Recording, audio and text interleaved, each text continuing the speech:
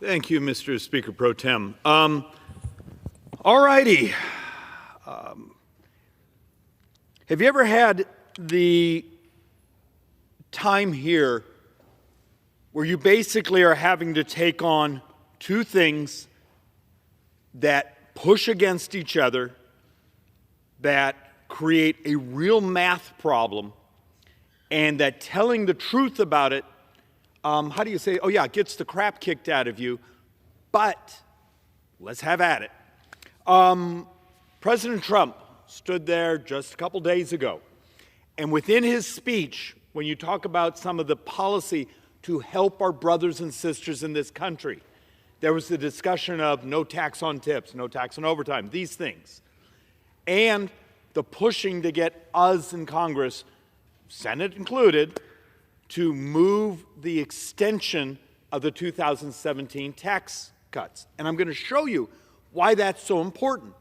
But at the same time, within almost the same breath, the president looked out at us and said he also wants a balanced budget.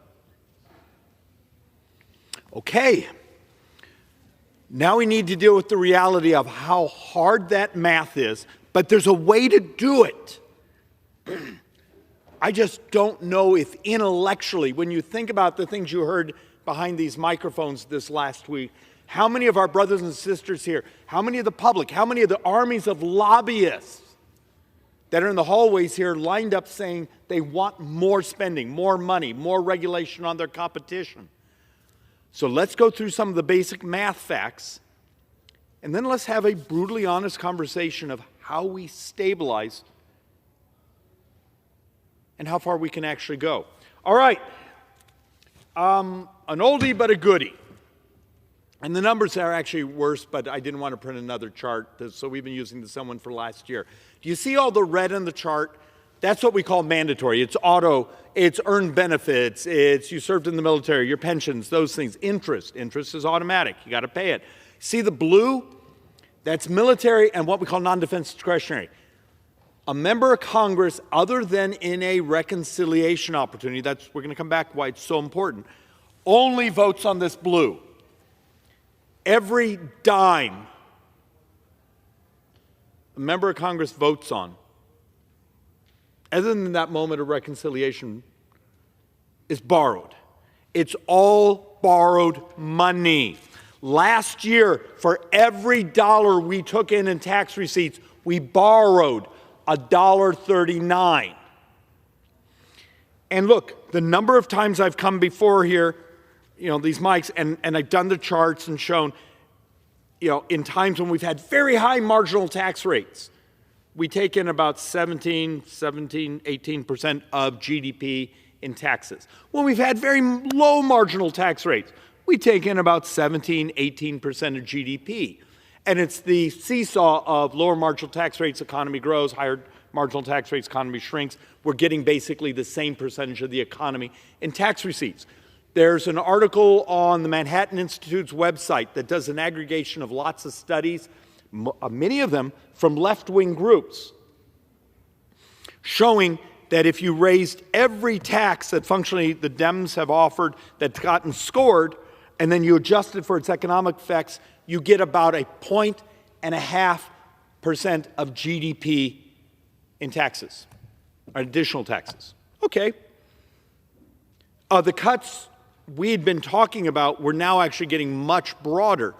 But let's go back to that 1.5. We're going to borrow 7.25% of the entire U.S. economy this year will be borrowed. So when the president turned to us and says he really wants a balanced budget, that's a tough one. Now, his Treasury Secretary has talked about if we could get down to 3% stability. Ray Dalio, who's talking about a book he's giving away about his incredible fear of the squeeze that's happening around the world because the countries in the world are binging on debt and that there may be a shortage of borrowable capital, which will cause us, as he says, a heart attack. Says if we could get back to 3% of the size of the economy. Okay, maybe that should be our goal. But once again, remember, your government is functionally an insurance company with an army. Because the vast majority of our spending, the vast majority, are things like Social Security, Medicare, other benefits you either get because you hit a certain age, you worked a certain number of quarters, you fell below a certain income, you're part of a certain tribal group, but they're automatic. And the one time we get an honest opportunity to really look at them is when there's this reconciliation, you're able to open up and look at the formula spendings.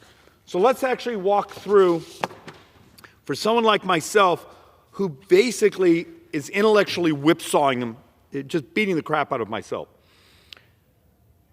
I do not want, and I believe it would be a horrible thing, to allow taxes to go up at the end of this year, particularly on small businesses and the working population. This is the average, and understand, I represent the Phoenix Scottsdale area. For my folks, our math is it's like $3,300, almost $3,400 a year. A year for my average family in tax hikes. But for the country, it's $2,850 is the tax hike that's already in the law. That's already what's coming at you. That's what the Democrats have been arguing, saying, we shouldn't extend these tax cuts. And then they give these beautiful speeches about defending the working class. This is coming to you. This is part of the battle. And understand, those tax hikes aren't just going on rich people. 62% of the tax-paying population actually sees their taxes go up. And I'm going to show you some distributional charts later.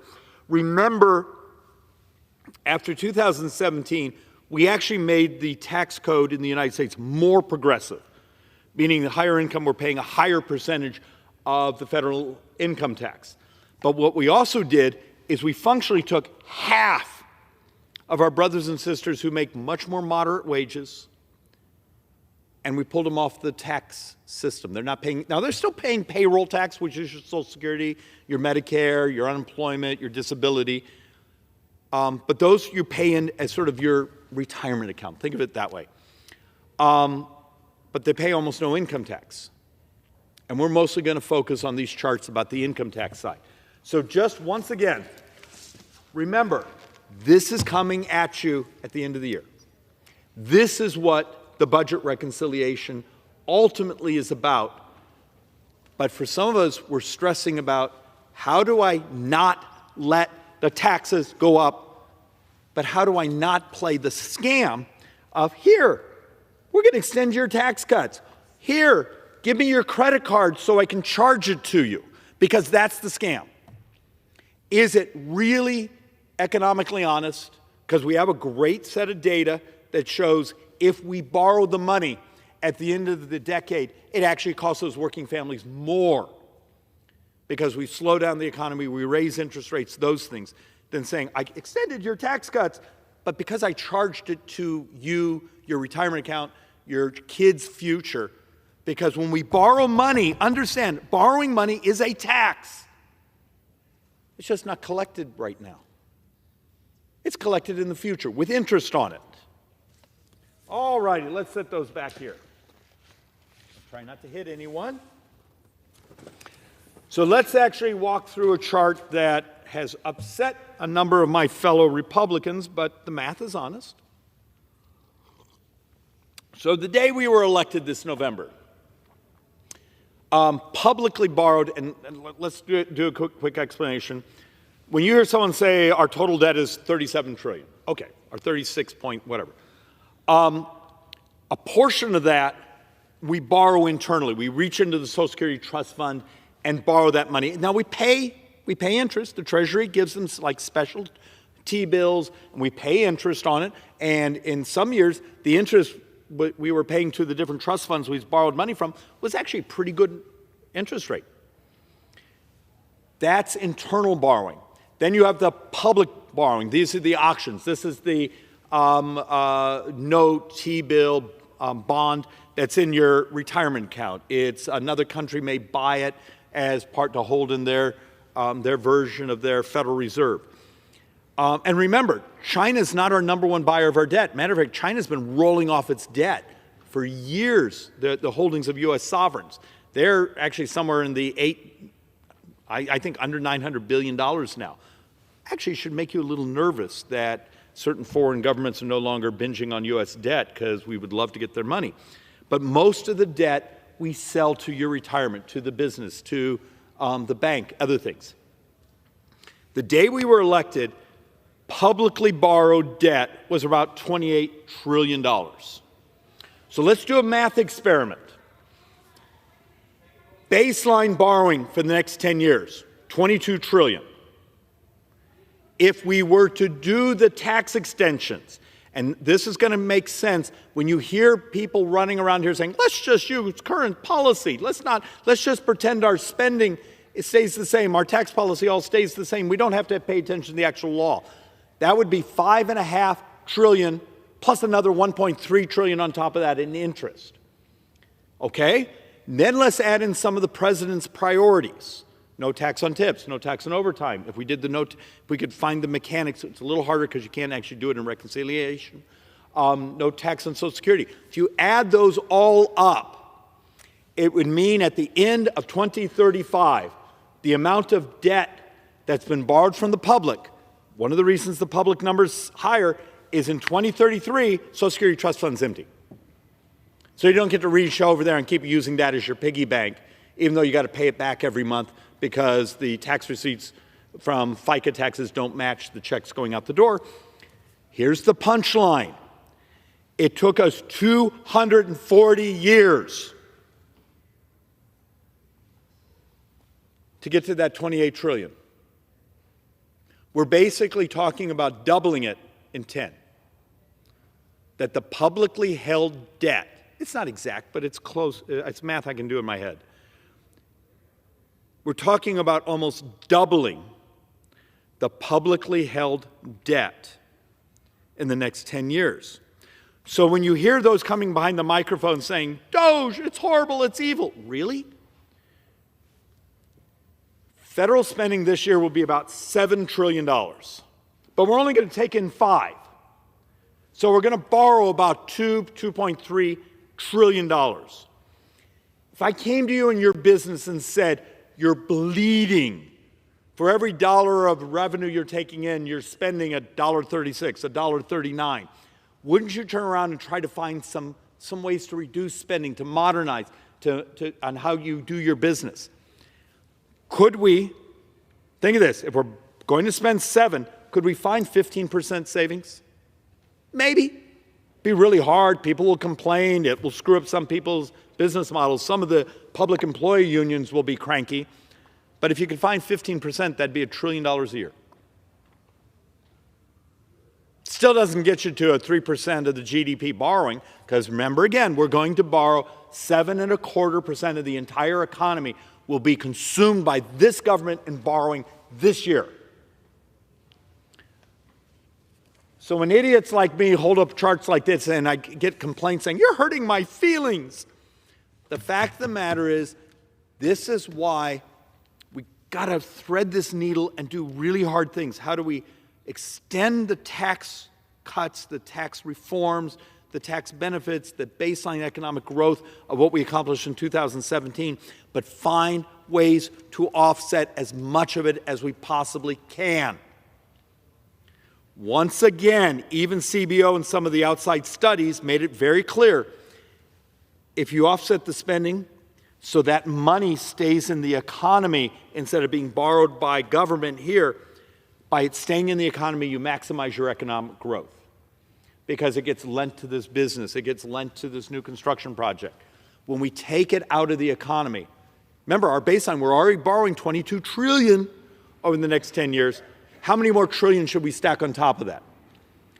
And if we don't find offsets, it means we doubled U.S. publicly held debt in 10 years. 240 years, and then we double it again in 10. And this is how insane the chart looks from the people running around this place saying, just use current policy because it's easy and I don't have to say no to the army of people sitting in my office wanting money for whatever their cause is. You do realize when you start looking at this stuff, you're talking about 140, 150+% of debt to GDP. So you go from 100 today to almost a 50% increase in the next 10 years. It's uncomfortable. Primary driver of U.S. sovereign debt, interest, and healthcare costs. Now, are you all ready for if we were to do, the people that run around here just want to pretend the law doesn't exist and that if we're already doing it, we should just pretend, look the other way, and just keep doing it. If we do that, that means in 9 budget years, interest, just the interest, and this was assuming the interest rates from like last December, we spend over $2 trillion a year in interest. So when you hear members from the different committees around here, how hard this is, how difficult it is, when the Democrats are saying, how dare you talk about these benefits, help us. Where's your creativity? Where's your modernization? Where's the use of technology to disrupt the cost but make it better, faster, cheaper? Help us. But that doesn't give you the dopamine hits and the hope to win back the next election, to take the majority, because winning around here is more important than doing what's moral, right, and economically rational. This is important. Are you ready? Are we ready as a country? We're going to probably, my math for this year is we're going to spend about $1.2 trillion in interest. And dear Lord, please don't let interest rates move against us. Also, just an economic concept I need everyone to sort of process. Think of a seesaw. When you see interest rates going down, yay! Except the problem is it typically means the economy is slowing down. There's less demand for debt in the markets. There's less demand for the debt in the markets and the economy is slowing down. What happens, Mr. Speaker? What happens to the U.S. Treasury? It means tax receipts are going down. Now, they may not go down immediately. We often don't see the lag for 3 quarters, sometimes a year. But we can see it in the growth calculations that, interest rates are falling down, economy is slowing down, we're going to take in less tax receipts. Oh, good. Economy is growing. Interest rates go up. Now we're paying it because this year, or in the next 12 months, we have to refinance like $9 trillion of U.S. sovereign debt, plus probably add another couple trillion on top of that of what we call new issuances. And so those higher interest rates, okay, so we're going to take in higher tax receipts because the economy is doing well, but it all gets consumed by the higher interest rates. The center of this seesaw, it's a technical economic term, we're screwed.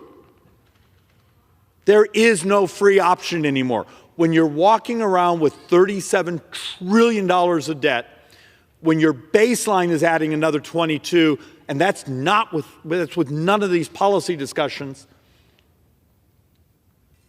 why aren't more people around here just terrified?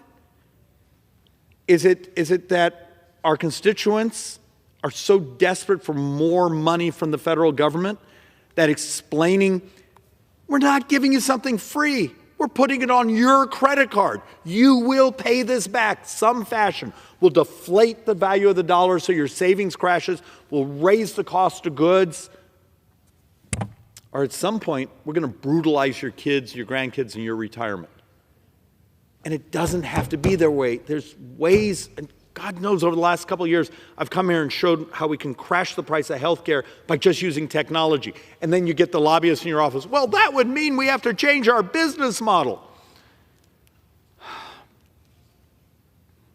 Look, Eric Cantor, yesterday, CNBC, was in many ways almost mocking us, former majority leader here, now he's on Wall Street, saying, you really think the bond market isn't going to notice if you just do this pretend thing and say, let's just call this thing current policy, so we'll keep the current tax regime. Yeah, it means financing another $5.5 trillion plus another $1.3 trillion of interest on top of it, and the bond market won't even notice that.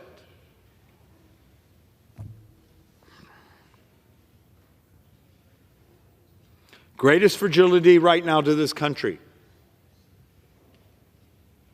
we're on the cusp of putting the bond market in charge of this country.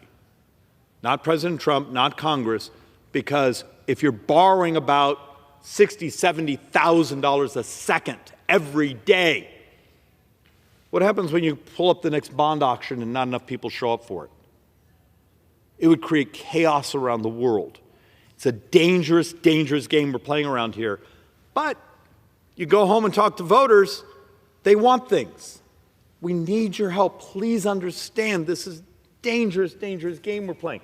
So let's actually, I was going to show this. I was just trying to make the point. If we do all these things without financing, we're basically over 150% of debt to GDP. So let's actually do something difficult. Treasury Secretary, Ray Dalio, these other people who are sort of economic experts, they're a lot smarter than I am or anyone else here, keep saying if we could get to 3% of debt every year, it's actually somewhat equivalent to the growth of tax receipts. Okay. To do that, it functionally, to get to 3%, it functionally requires a couple $1 trillion of reduction of spending every year. You realize, think about that. With where we're going growth-wise, how many of you see members of Congress come behind these microphones and say, let's work on this, let's get to $2 trillion a year? But that's actually how screwed up these numbers are.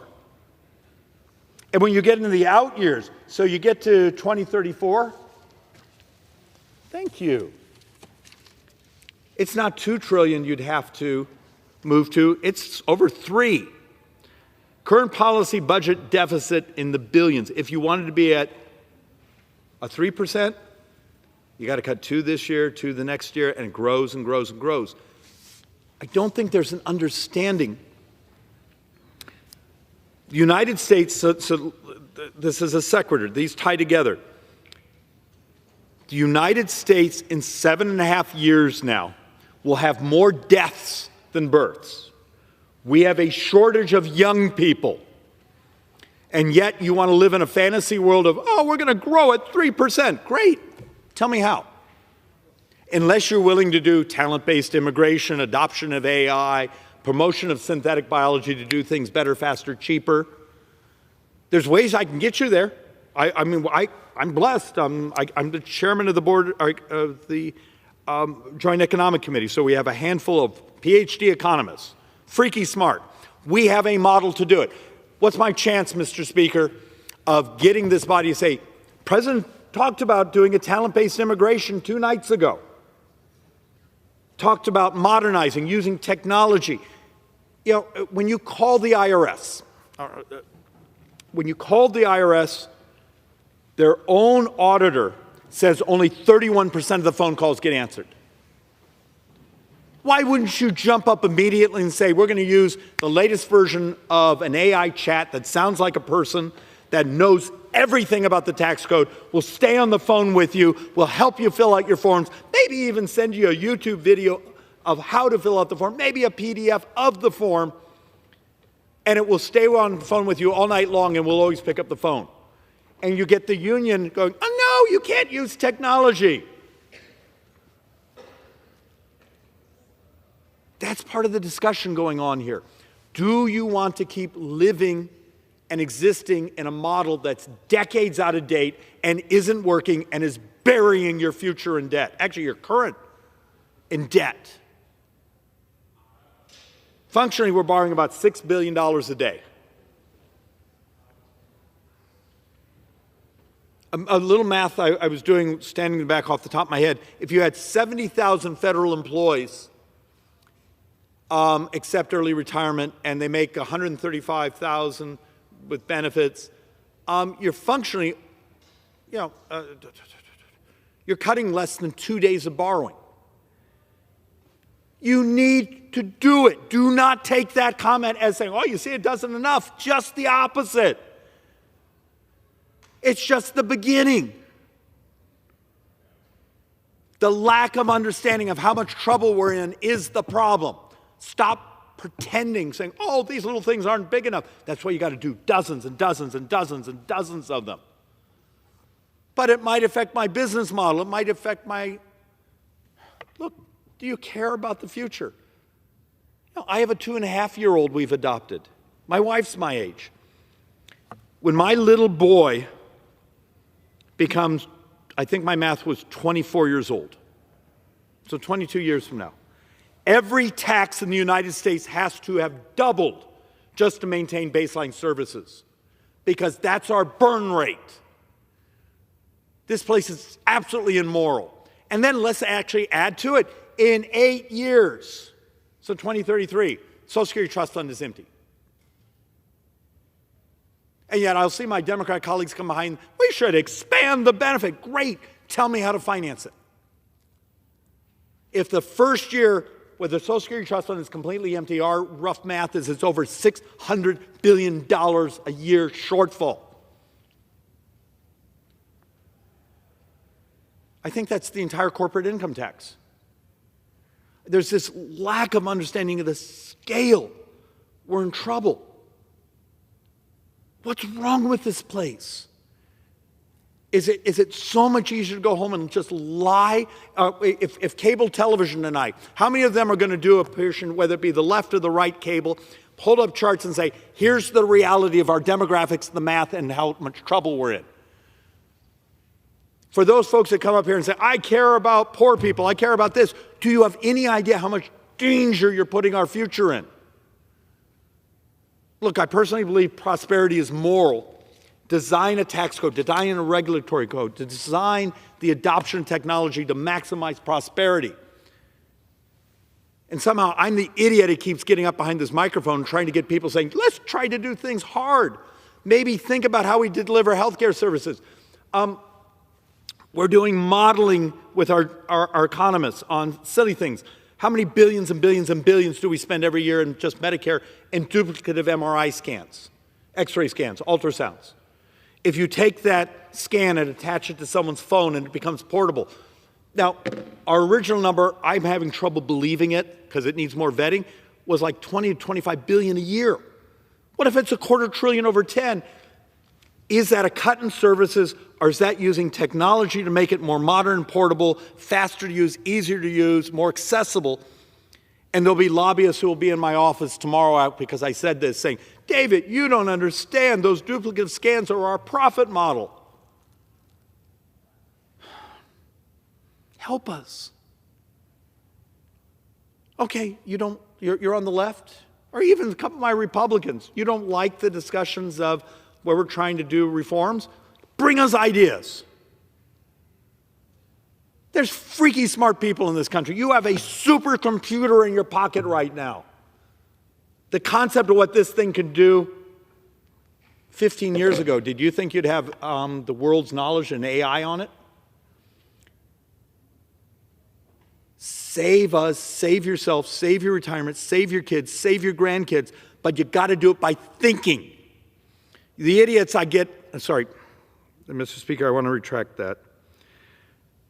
I'll get people say, if we just didn't have foreign aid, and you send them the chart saying it's 5 days of borrowing.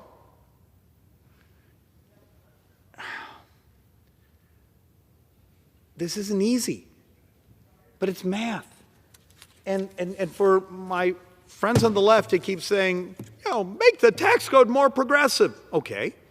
But you've already seen your own studies from the progressive groups is you might get another 1.5% if you blow up everything, you maximize every tax policy you've ever promoted.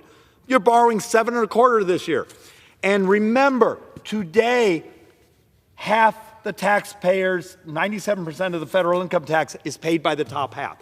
So functioning meaning the bottom half of those who are out there working their hearts out, but they don't make a great income, pay almost no federal income tax. They may pay FICA tax, Social Security, Medicare, those things. This taxes now has become incredibly progressive. Maybe you need to make it more progressive.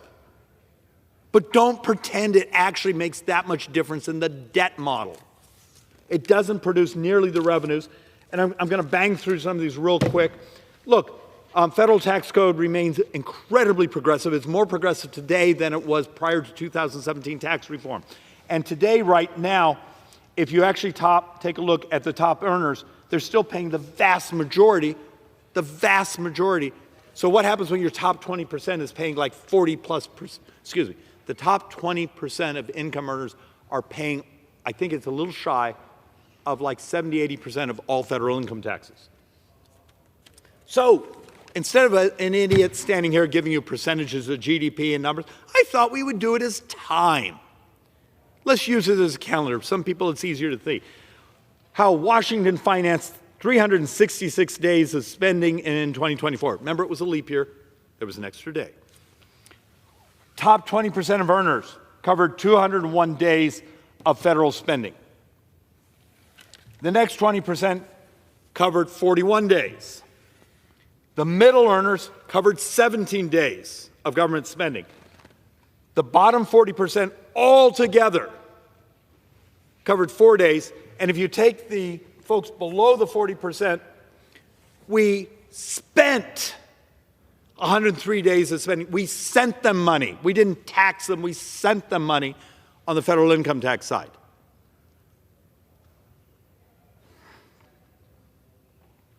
Yet, when the intellectually vacuous go, well, just raise taxes. Okay, tell me how to get beyond the 17% GDP conundrum.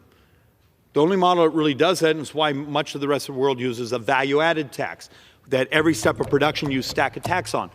Fine, maybe that's what we're going to have to do in 10 years, but understand that crushes the poor and crushes the working middle class because it's their consumption is so much higher than those. Taxpayers overwhelmingly finance the federal government. Yay! Yay! The top 20%. You know, look, the punchline here, get to the bottom 20%, we actually pay them. Take the bottom 40%. It's actually less than 5.5% of the total federal income tax.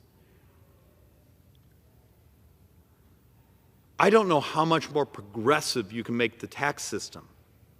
Now, if you want to do a super progressivity, great. So when the people keep lying about the budget resolution, which, please understand, I do not believe there was enough spending offsets in it. I want to make that perfectly clear. I actually felt incredibly let down. We spent months and months and months and months running around here trying to show people how you could modernize the delivery of services and lower the price of government. That scared too many people, so we got a budget resolution with, functioning baseline is 1.2 trillion in cuts, another $0.5 trillion if shock absorbers, and yet it's a $4.5 trillion authorization, meaning you would end up borrowing 3.3. 1.7 is discretionary, completely unenforceable, and another 2.6 trillion of income is magic thinking that somehow the GDP is going to grow 40% over baseline because we're so good looking. And in that sentence I just gave you, I just made a whole bunch of people angry, but it's math. Find me a credible economist who actually is truth teller and say somehow magically in a time where the United States has a shortage of young people. Remember, 7.5 years we have more deaths than births? And somehow magically we're going to start growing at this freakishly incredible rate while pulling stimulus out of the economy, which we have to do. There's a way to make this work, but unless you're willing to do hard things, and then the army of people will show up saying, well, David, I really want to balance the budget, but I need more spending because, well, that's how I get elected. I bring the bacon home. That bacon is put on your own credit cards.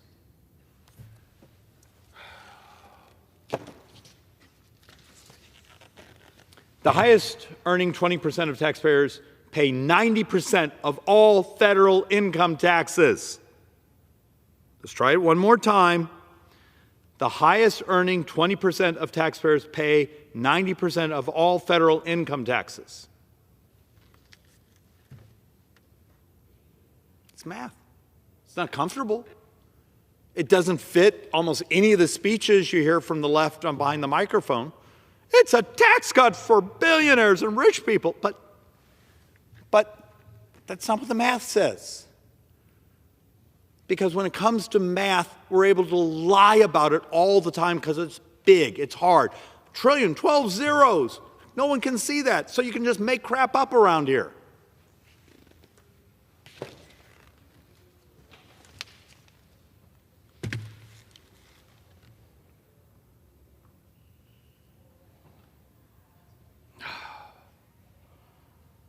It's too complicated. I think I've brutalized this enough. So let's actually go to one more time the chart that gets me the most complaints. It upsets the most people, and yet happens to be absolutely truthful. The next 30 years, this is the CBO using current law, not make-believe of let's just continue to pretend we can extend policy and it has no cost because the bond markets aren't going to pay any attention when we're bringing trillions and trillions and trillions and trillions of dollars to the bond market. The world's happy to just keep giving us all their capital. One more time, 100% of the next 30 years of borrowing is Medicare and its financing costs. Social Security, because remember, 8 years from now, Social Security Trust Fund's empty. We double senior poverty. Yay, good job, guys. We double senior poverty in 8 years. Because the average recipient is getting something like a 20% cut. How many people speechifying around here have been talking about how to stabilize Social Security? But it's hard. They'll run television ads saying mean things about you because you mentioned the word Social Security. The absolute immorality of modern politics and how little the public understands. Well, they stole the money. No, no one stole the money. The average family with their 40 quarters actually gets about a $72,000 spiff out of Social Security. It's a crap rate of return. It's a horrible rate of return. But many of you were the ones that went to war 20 years ago, 25 years ago, when President Bush said, could we take a little tiny piece and put it into the markets? And today you would have dramatically greater wealth. That decision was made. The public spoke. Actually, the leftist unions spoke and scared the crap out of people. But the real battle is we're almost to the point for every dollar you put into Medicare and that payroll tax, you're almost taking out, well, $7. That right there is the primary driver of U.S. debt. So do you cut things? No. My argument is modernize, change it. My little example of the duplicative MRIs and scans and those things. Why are we so terrified to modernize how we deliver health care? How many of you went to Blockbuster Video last night? The fact of the matter is a technology change where you now go home and hit a button, there's all your movies. Oh, well, that made my life more convenient. You're telling me that the thing you can blow into, the thing you can wear on your body, the technology in this, you couldn't also use it to keep yourself healthy. When obesity is the single biggest expenditure in this government. Think about that. We modeled last year that obesity will add another $9 trillion of additional spending. $9.1 trillion on the top end of spending over the next 10 years. Maybe the revolution is the way you stabilize U.S. debt is stop being fearful of technology, be willing to actually modernize and cut spending where it's not working for the American people, and help our brothers and sisters get healthier. And that means taking on farm bills, nutrition policy, how we deliver health care. Maybe things like Medicare Advantage and these things should be rewarded for making their populations healthier instead of running around scoring them as sicker. There are solutions here. We've known this chart for decades, that this is coming. Why the hell can't this place have an honest conversation? Oh, David, that's hard. The president stood there just a couple days ago, gave us a list of things he wanted to help the middle class. He also asked us to find a way to balance the budget. I'm not sure I can make that happen, but I think I can get us to 3%, which is what the Treasury Secretary asked for.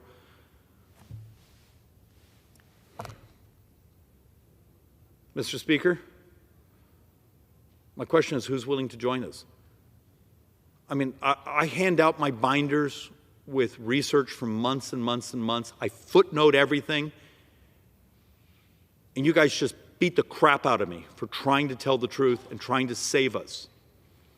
Screw me. I'm an idiot who runs for this job. But you have kids.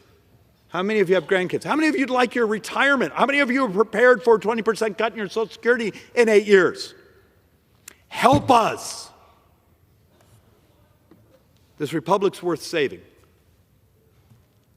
Maybe we should actually buy calculators. Thank you, Mr. Speaker. I yield back.